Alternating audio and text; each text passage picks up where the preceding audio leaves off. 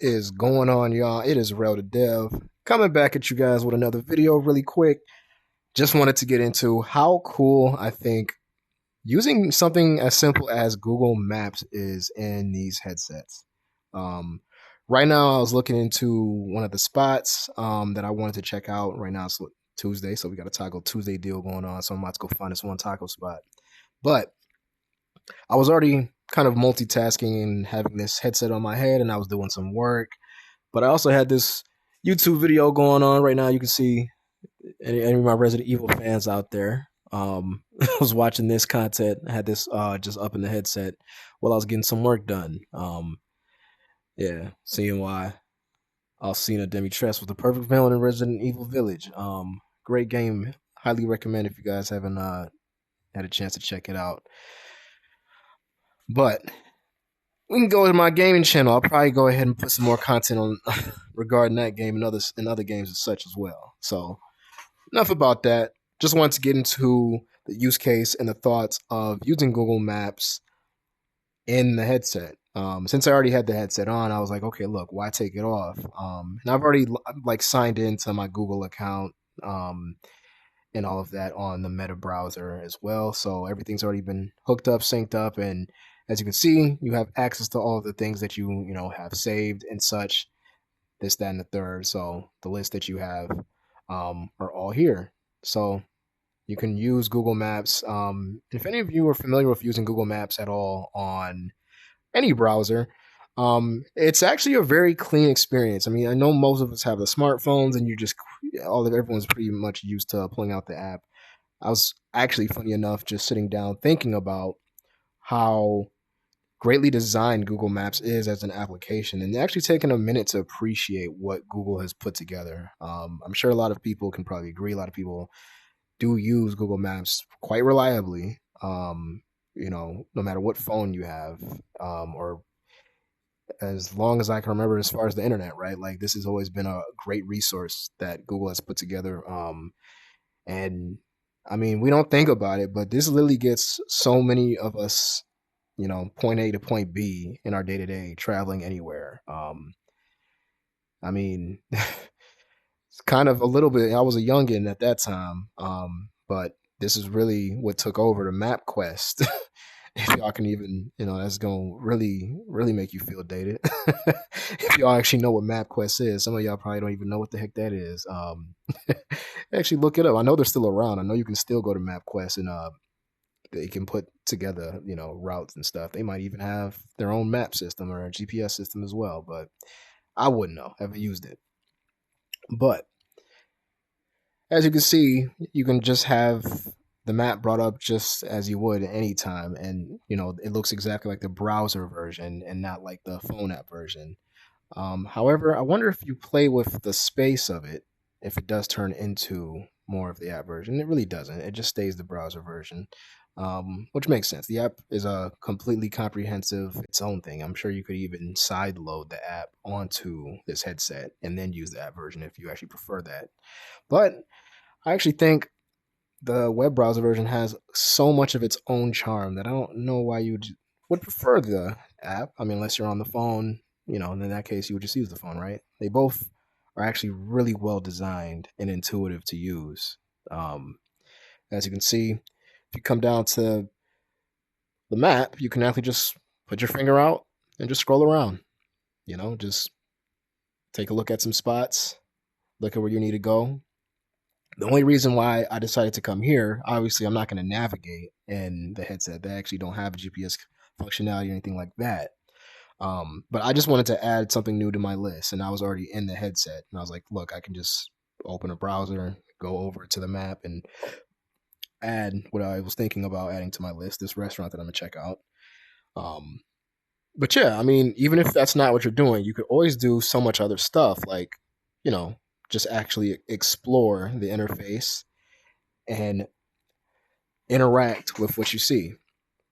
So look at all of the information, reviews as you would, going straight to the websites, seeing all of the photos of a selected place, and all of that and much more. You can even send things to your phone, which this probably would go through Google Messages, which I do have attached here to the browser as well. Not going to test that out today, but I'll be curious to look into that.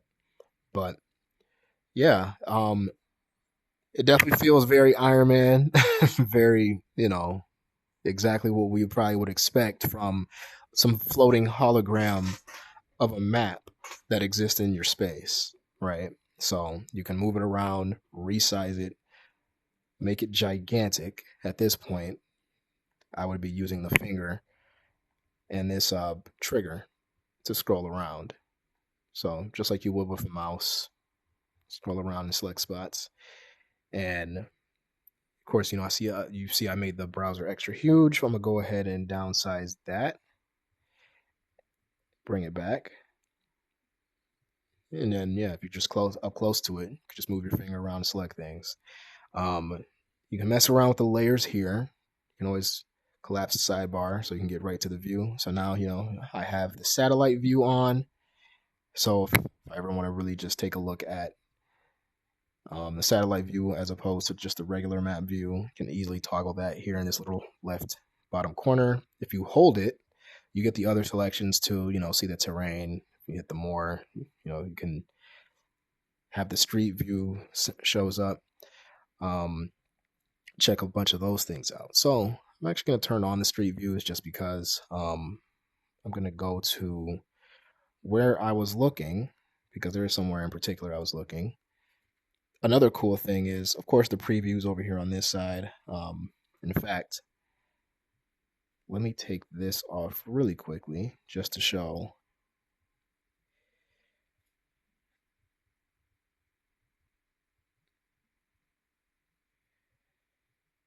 Probably need to deselect. That's all. Okay. So I probably didn't need to do that. And as you can see, the keyboard comes up anytime that the input bar comes here. So let's go ahead.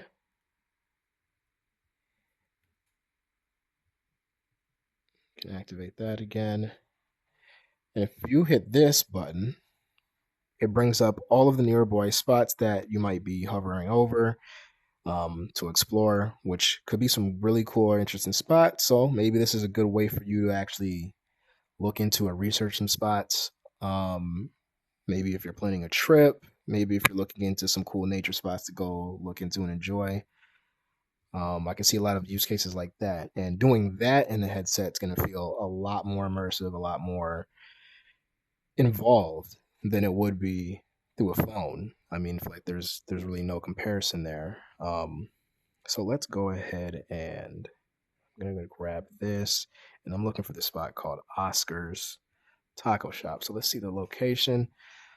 I used to really like this spot by me in one of the last places I was living, and I found out that there's one extra close. Looks like there's a lot, and for some reason it zoomed out way far. However, this is the one I believe that is closest to me.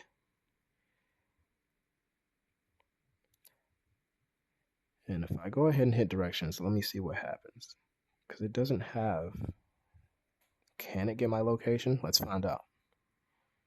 So, yeah, as you can see, this doesn't have a GPS, so you can't really use your location, but you could use spots of reference or things that would work for this kind of navigation. So let's say I want to use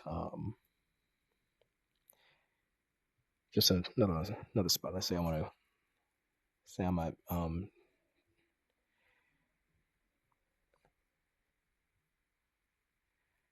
not there. Let's try.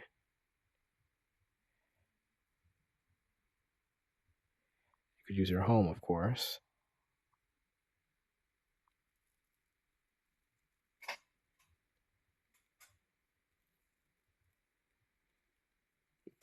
And that will go ahead and give you the navigation to the spot. So you can do all of that stuff. You can definitely map things out by manually inputting a location and then getting a route. But I would say that's probably more so for research, or if you want to know how long something's going to take if you happen to be in your headset. I don't think it would make sense to use this for navigation, of course, because you could just do this on your phone and then be on out the door. But still cool nonetheless to be able to get that information. So let's go ahead and close that. And what I want to do is, as you can see, here's the street view here. So I could bring this up. Now, Google Maps actually does have, there's a Google Earth application that you can use for the headset. Um, that works by being connected to a computer because it's a very powerful application. And you would be able to see this in fully immersive, 360 view. And it would be the same photos essentially, but you wouldn't be using Google Maps. It'd be Google Earth. So, if you're familiar with using that app, it's a little bit different. It's more about exploring the world and exploring places from that point of view as opposed to navigating. So, they're not really big on the navigation over there. But just wanted to add this to one of my lists because this is a spot I've been wanting to check out. So I have access to all of my lists. And let's go ahead and just add this to want to go because don't know if it's my favorite, even though I'm familiar with the chain. But if, I've only been to the one location. So, I assume that this is going to hit just the same. But only one way to find out, right? But yeah, of course, I could put down this controller. And now I'm using the hands. Obviously, this will work with hand tracking as well. And I'm pretty sure I was able to zoom in like this, but I guess that is not the case. But that's okay because you can just use the plus sign. I feel like in the past, it might be with the controllers where I was able to zoom in. Yeah, you can zoom in with the controllers just by using moving the analog little joystick in and out. So no matter where you're looking, you'll zoom in to where you're looking at. Really handy, of course. But yeah, let's say I want to go to the street view here. Yeah, I'm back to where I was looking essentially. But it's actually on this corner. I just can't see it here. I think it's over this way. But yeah, I just want to go check this spot out and actually go check this place. These must be old photos. It must not even be. Because in real life, this is a whole different place. I don't even think it's a Dunkin' Donuts here. I think it's right there, funny enough. But yeah, it's kind of cool to be able to explore in here. Definitely a much cooler way of interacting with areas of scenery and places that you want to go, check out, or scope out. Let's say let's just click somewhere off base. Let's get out of that really quickly. Go ahead and move that. That's what I want to do right now. Let's get one of those explore windows back.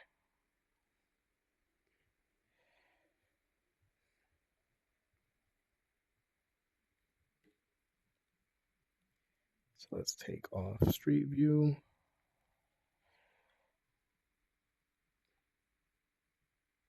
Put back the default.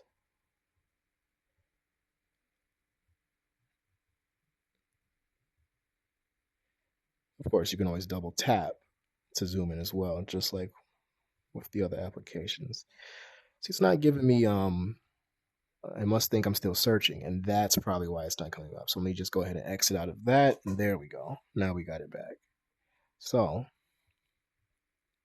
I wonder how working with this little guy works, because I know you have to click and drag. If you click and drag, it works the same as if you were doing that for Street View, and that's just kind of fun.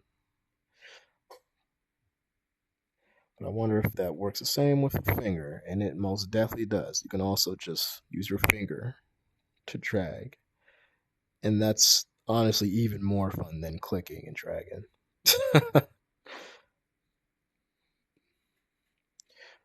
Shit, but before I go ahead and play with that, oh, looks like I did drop it. So I'm on somebody's street. Yeah, I would say this is definitely a pretty nice way because you get such a big field of view and a lot more detail than just looking at a phone. If you're trying to like scope out an area, get an idea of maybe something you're looking forward to seeing in person, or what something's going to be like when you're around traveling. Um, yeah, this is cool how you can just see different areas and just go over to them. These are the photos, and some of them are also other street view locations.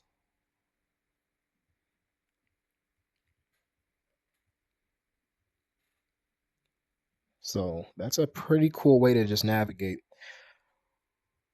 and also explore different locations and spaces.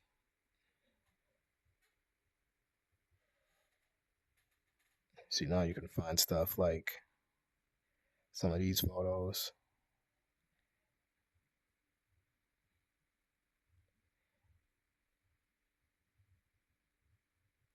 and some of these street views.